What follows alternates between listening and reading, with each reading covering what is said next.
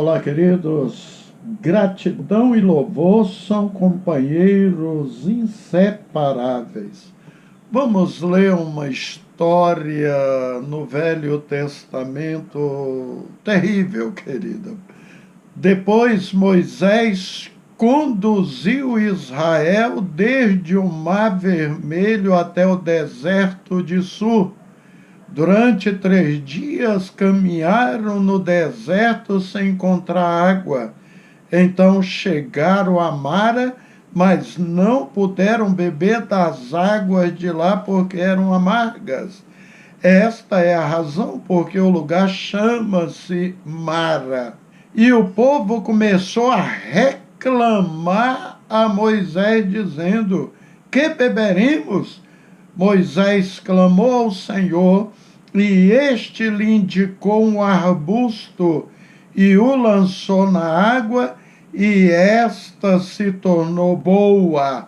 Em Mara, o Senhor lhe deu leis e ordenanças, e os colocou à prova. Êxodo 15, do 22 ao 25. Todos gritaram: Mara, Mara, ou seja, amargou, amargou, e falaram a Moisés: o que é isto?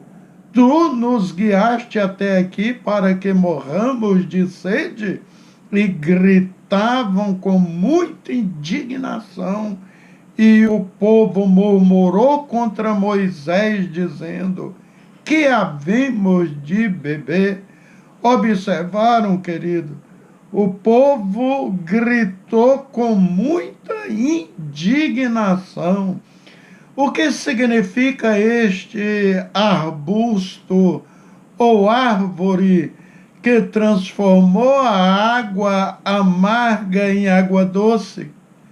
Para o povo sedento, a árvore que Moisés lançou nas águas foi a salvação deles naquele exato momento, uma vez que a água que outrora era amarga, imbebível, tornou-se de imediato água doce, tão logo que entrou em contato com aquela árvore. Como pode uma árvore mudar ou transformar água amarga em doce? Olha, querido irmão, a transformação desse grande açude de água terrivelmente amarga em água potável, doce, foi possível, evidentemente, com a interferência, a boa mão de El Shaddai, o poderoso Deus, agindo em favor de Moisés e seus liderados. Realmente, se o milagre não viesse naquele momento, muitos desvaneceriam e até mesmo morreriam desidratados. Milhares de anos, Jesus Cristo também ofereceu esta água doce à mulher samaritana no poço de Jacó. Creio que esta água viva também ainda jorra em seu favor, em favor de todos nós. Estou dizendo isso porque Jesus Cristo não mudou. Ele é o mesmo ontem, hoje e eternamente, conforme lemos em Hebreus 13, 8. Este texto aqui de Hebreus destaca 2 dos atributos do Salvador Jesus Cristo: a imutabilidade e a eternidade. Somente Deus é imutável e eterno. Se Jesus é o mesmo ontem, hoje e para sempre, então isso significa que pode continuar operando milagre também em nossos dias. Voltando a estas águas amargas, intragáveis pelo povo, é bom que se diga que o pior já havia passado, pois os israelitas já estavam libertos da longa escravidão, ou seja, centenas de anos sujeitos à dura mão de Faraó com seu regime opressor. Passaram-se muitos anos, José já era morto e toda aquela geração também. O faraó e os egípcios deste duro período do fim do cativeiro já nem lembravam da história belíssima de José que salvou esta nação, que foi o benfeitor usado por Deus para salvar não só o Egito, mas as nações de então. E foi José que deu guarida a seu pai, irmãos e seus familiares, uma vez que ele era o governador do Egito.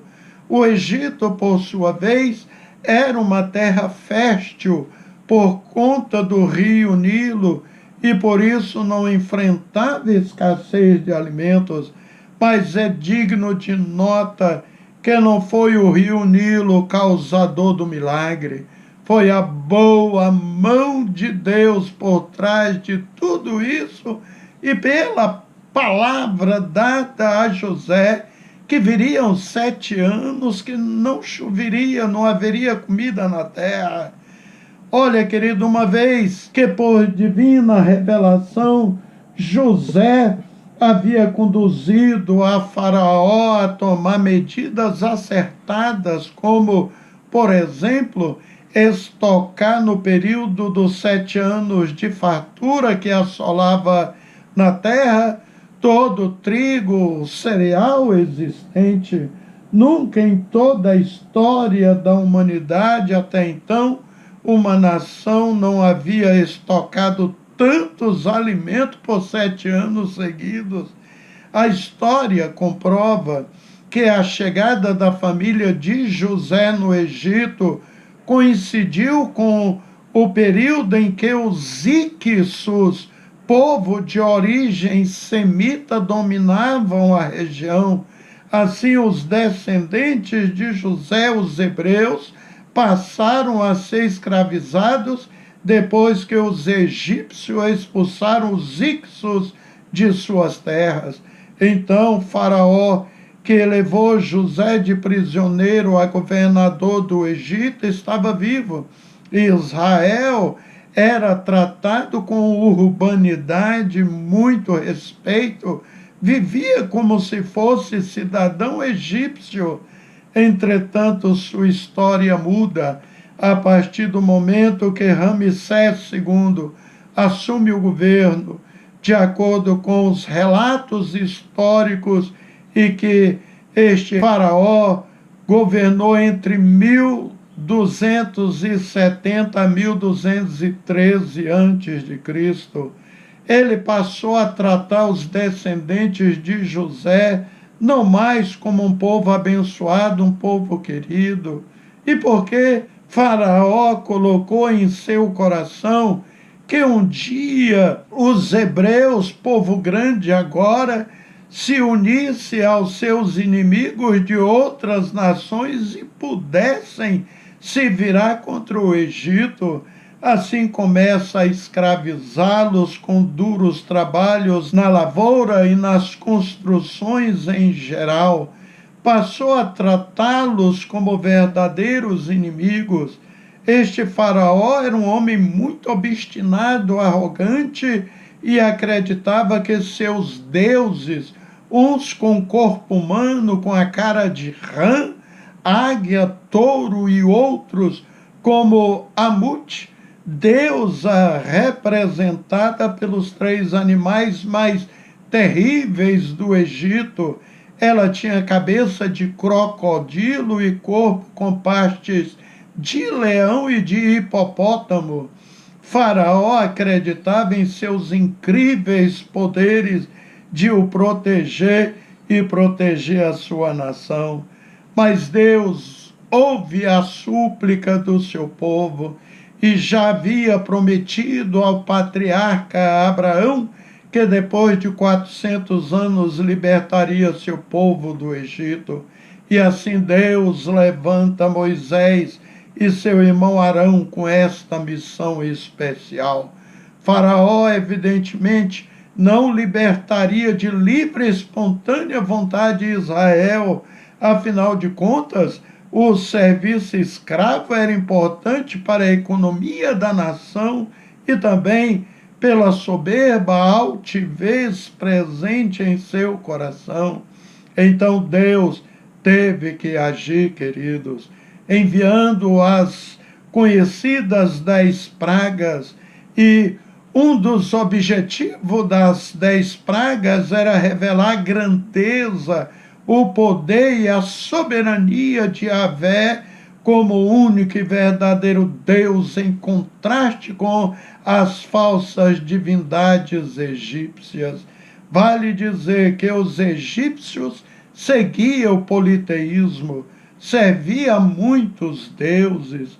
Estamos falando em cerca de 2.000 deuses. As pragas foram juízos contra os egípcios, seus deuses e a sua falsa religião. Observe aqui a leitura de Êxodo 12:12. E eu passarei pela terra do Egito esta noite, e ferirei todo primogênito da terra do Egito, desde os homens até os animais, e em todos os deuses do Egito farei juízos. Eu sou o Senhor. Foram necessários 10 pragas terríveis para revelar a poderosa atuação de Deus, do Deus de Israel. Ao passar o Mar Vermelho, o povo começa a fazer festa. Diz a Bíblia que Miriam até monta um pequeno coral, canta e dança usando o tamborim, comemorando assim a passagem pelo mar a seco. Após o milagre, após a euforia da vitória contra o inimigo, o povo começa a caminhada, e o povo tinha que experimentar provações, pois o ouro, quanto mais provado no fogo, maior é o seu valor. 3 dias de caminhada no deserto, sem água, sol extremamente quente, com calor chegando a 50 graus durante o dia e frio de 0 grau à noite. O povo se esqueceu dos milagres do Egito, de como Deus os tirou de lá com milagres, com mãos poderosas. É incrível como nós nos esquecemos de uma bênção, tão logo vem uma provação. É por isso que o salmista pede a cada um de nós: bendize, ó minha alma, o Senhor, e tudo o que há em mim, bendiga o seu santo nome. Bendize, ó minha alma, o Senhor, e não te esqueça de nenhum de seus benefícios. Ele é o que perdoa todas as tuas iniquidades, que sara todas as tuas enfermidades, que redime a tua vida da perdição, que te coroa de benignidade e misericórdia, que farta a tua boca de bens, de sorte que a tua mocidade se renova como da águia. Salmo 103, de 1 a 5. Foram 3 dias de murmuração. Não foi Deus que levou o povo às águas de mar, às águas amargas, mas sim a murmuração deles, porque Deus não dá água amarga para ninguém. Creio que, como Moisés era o líder e um bom líder, ele na hora certa iria pedir ao Senhor por água. Espere e confie em seus líderes, que são homens e mulheres de Deus, queridos, pois a palavra de Deus diz que devemos confiar em nossos profetas para podermos prosperar. Observe o texto de 2 Crônicas 20:20. E pela manhã cedo se levantaram e saíram ao deserto de Tecoa. E ao saírem, Josafá pôs-se em pé e disse: ouve-me, ó Judá, e vós, moradores de Jerusalém, crede no Senhor vosso Deus e estareis seguros. Crede nos seus profetas e prosperareis. Estive em certa região do país e, como não havia água disponível, tive que beber água salobra, que não é usada para se beber, mas não tinha jeito. Mas água amarga, queridos, sem dúvidas, é bem pior. Imagina um chá de boldo e de alosna, né? Lembra bem o que eu estou dizendo. As águas que estavam diante do povo, se bebesse, traria distúrbio intestinal. Felizmente o povo tinha o líder Moisés, homem de intimidade com Deus, e em suas mãos ele tinha uma vara dada por Deus, ainda nas terras de seu sogro Jetro, e a vara era um símbolo de que Deus estava presente em cada ação. Como fora seu uso nas 10 pragas, mas também o seria no deserto por 40 anos seguidos. O problema não estava naquelas águas amargas, mas na ingratidão, na murmuração do povo. O povo não observou o perigo que a murmuração traz para o seu corpo físico e alma. Murmurar, queridos, impede a pessoa a caminhar. Se você observar um mapa do Egito a Israel, mesmo sendo uma multidão enorme, incluindo aí mulheres, umas grávidas, né? Outras com bebês no colo, crianças pequenos, idosos, possivelmente até pessoas debilitadas ou com algum problema físico. Mesmo assim, a caminhada, queridos, levava apenas algumas semanas do Egito à terra prometida. Entretanto, a viagem durou 40 anos.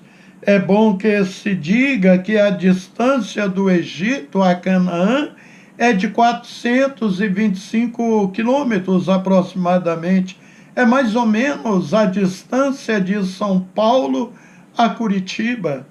É notório que naquela época tinha pouquíssimas rotas que separavam o Egito de Israel.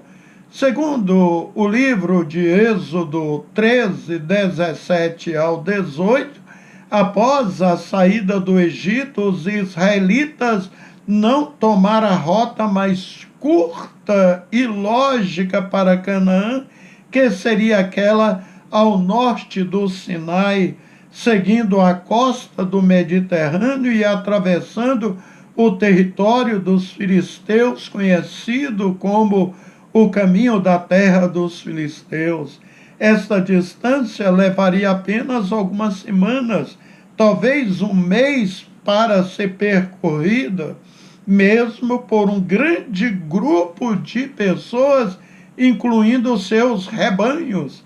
Murmurar não contribui em nada, impede apenas a pessoa caminhar, como aconteceu com esses israelitas. E pior, meus irmãos, a murmuração pode levar também à morte, uma vez que a Bíblia diz que todos os que saíram do Egito morreram no deserto, com exceção Josué e Calebe e as crianças que nasceram no deserto. A história deste povo contemporâneo de Moisés poderia ter sido uma bela história para um grupo bem maior. Estou falando até de milhares e milhares deles, se tivesse dado graças a Deus, olhando para os milagres, tantos milagres operados em favor dos mesmos no Egito e agora no deserto, um número exorbitante, expressivo dos que pereceram no deserto não teriam morrido, mas certamente com Josué e Caleb teriam tomado posse da terra prometida. E muitos, queridos irmãos, estariam ali com seus 60, 80 anos de idade. Querido irmão, não incorra no erro de esquecer o que Deus já fez por você. Traga à memória sempre esta grande realidade. Quem era você antes de conhecer o Salvador Jesus Cristo? Salvou você da condenação eterna e lhe deu vida, a vida eterna. Ele tem provido para você, tem abençoado o seu lar. É muito bom ter a paz no coração também de saber que agora somos salvos e podemos estar na eternidade como herdeiros para reinar com Cristo Jesus no lar celestial. Só isso já é um motivo grande de você dizer como salmista: bendize, ó minha alma, ao Senhor, e não te esqueça de nenhum de seus benefícios. Amém. Oremos. Amantíssimo e eterno Pai, grande é o Senhor, digno de receber toda a honra e toda a glória. Como disse o salmista, cumpra-nos bendizer-te todos os dias da nossa vida. E é prazeroso fazer isto. Afinal de contas, o Senhor nos colocou na aliança com Cristo Jesus. Somos herdeiros de Deus. E o Senhor tem cuidado de nós, a nossa gratidão por isso, Pai. Obrigado, Senhor, pelo estudo da Tua Palavra, que abre a nossa mente, que nos aponta o caminho sobremodo excelente que devemos trilhar. Pai querido, abençoa todas as pessoas que ouvem regularmente o nosso culto, assistem, Senhor, através deste canal. Que o Senhor continue operando prodígio em seus lares, em nome de Jesus Cristo. Amém. Um abraço fraterno, Deus abençoe o seu lar.